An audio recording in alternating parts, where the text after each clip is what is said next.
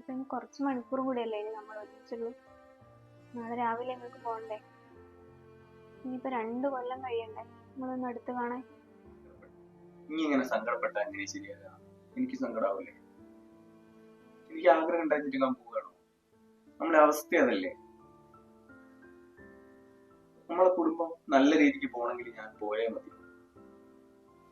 അതുകൊണ്ടൊന്നും സങ്കടപ്പെടാം. 2 കൊല്ലം ഞാൻ എങ്ങനെയെങ്കിലും തള്ളി നിൽക്കും. ഇപ്രാവശ്യമെങ്കിലും നിങ്ങൾ വന്നേരം കടങ്ങളൊക്കെ തീർത്ത് നിങ്ങൾക്ക് നാട്ടിൽ തന്നെ നിൽക്കാൻ പറ്റുമെന്ന് ഞാൻ വിചാരിച്ചു. എനിക്ക് പറ്റുന്നില്ല. ഇനി എങ്ങനെയാ ഞാൻ 2 കൊല്ലം തള്ളി നിൽക്കുക? സത്യം പറഞ്ഞാൽ എനിക്കും പറ്റുന്നില്ലടോ. ഞാൻ പോവാതെ ഇവിടെ തന്നെ നിന്നാലോ? പറ്റാത്തോണ്ട. നിങ്ങളൊക്കെ വിട്ടു പിരിഞ്ഞ് പോവാൻ പറ്റുന്നില്ല. നിങ്ങൾ ഓരോ പ്രാവശ്യം ലീവിന് വരുമ്പോ ഞാൻ ഇതന്നെയല്ലേ പറയല്? നിങ്ങൾ പോകണ്ട. നിങ്ങൾക്ക് ഇവിടെ എങ്ങനെയെങ്കിലും അഡ്ജസ്റ്റ് ചെയ്ത് ജീവിക്കാം. എനിക്ക് വയ്യ. ഞാൻ എന്തായാലും അച്ഛനോടും അമ്മേനോടും സംസാരിക്കട്ടെ. അവരും കൂടെ പോണ്ടെന്ന് പറഞ്ഞാൽ ഞാൻ എന്തായാലും പോവില്ല. നാട്ടിൽ എന്തെങ്കിലും പണിയെടുത്ത് ജീവിക്കാം. എല്ലാം അഡ്ജസ്റ്റ് ചെയ്ത് ജീവിക്കാം നമുക്ക്. ഞാൻ എന്തായാലും അച്ഛനെ ഒന്ന് കാണട്ടെ.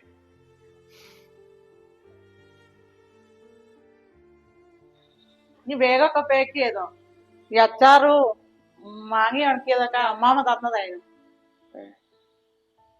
പിന്നെ എന്റെ കണ്ണ് തീരെ കാണുന്നില്ല, 2 കണ്ണും. അതൊന്ന് ഓപ്പറേഷൻ ചെയ്യണ്ടേ? അതിന് ഇനി പൈസ അയച്ചു തരണേ, പോയിട്ട് അടുത്ത മാസം. അത് നമുക്ക് ശരിയാക്കാം.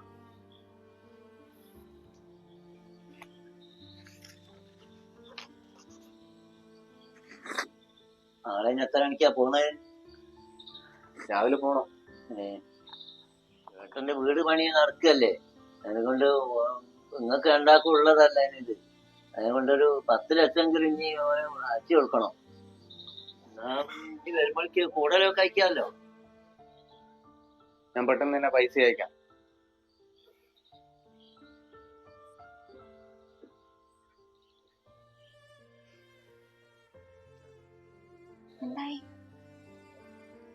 അതൊന്നും ശരിയാവില്ലടോ.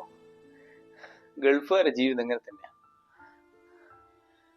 തിരിച്ചു പോയില്ലെങ്കിലേ നാട്ടിലുള്ള കാര്യങ്ങളെല്ലാം വഴിമുട്ടും. പോയേ മതിയാവും. 2 വർഷം അത് പെട്ടെന്ന് കഴിയും.